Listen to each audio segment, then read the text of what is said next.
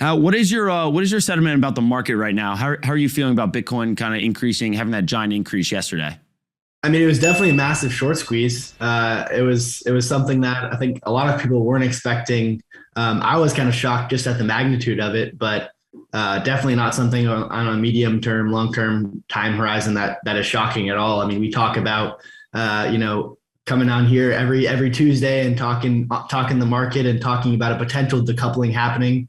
I mean, that's these days like we had yesterday. That's kind of what we're looking at, right? Like equities down, kind of chopping around, Bitcoin up 15-16% as a lot of sideline cash and managers all over the world are watching. It was definitely something to behold. Nice, nice. And then we have some charts from you that I'd love to get to.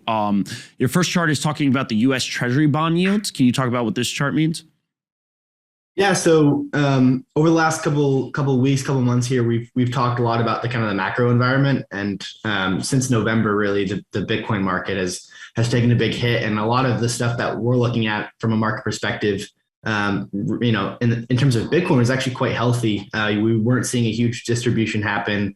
We weren't seeing the traditional kind of bear market, the bear market metrics that you see in terms of on chain. What you're really seeing was those kind of macro sellers, right? Because you had the Fed kind of pivot with inflation at 40-year highs.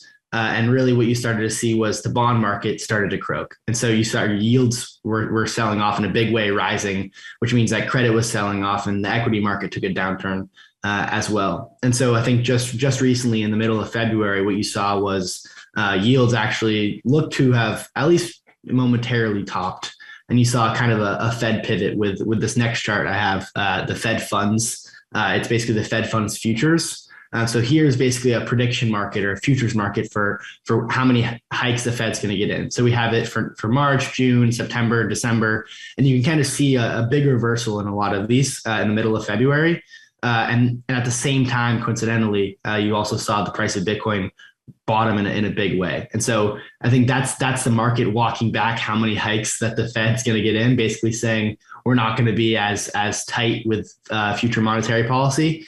And, something like Bitcoin is going to react in a big way to that. Yeah, and we obviously had those rates come down a ton since the pandemic started in early 2020. But then you have a chart talking about the target Fed fund rates. Can you just talk about what you mean here? Yeah, so this is basically this next chart is showing this dynamic in. Are you talking about the chart we just showed, or the next one? The next one. Chart? The next one. The target. Yeah, so this is for the March meeting, and basically this is the market's probability of how many rate hikes are going to come in March in real time. So you see, basically until like what was it, like January, February, there was like the market was giving no chance for the Fed to hike whatsoever twice. So 2 rate hikes would be a 50 basis point rate hike. And all of a sudden in February, what you saw was that probability blew out to 94%, 93.75%. And this chart, I actually put it up yesterday. The market's now giving the Fed a 5% probability of 2 hikes and basically a 95% chance of only 1 hike. And so what we saw was kind of this peak moment of hawkishness, and equity markets, Bitcoin, cratered, and the volatility across asset classes really blew out. And so we kind of see with this chart, you see that Fed put almost in real time. It's quite remarkable. And I think it just kind of speaks to where we are in terms of the macroeconomic environment. Yeah, and it's giving it a 0% chance for no rate hike.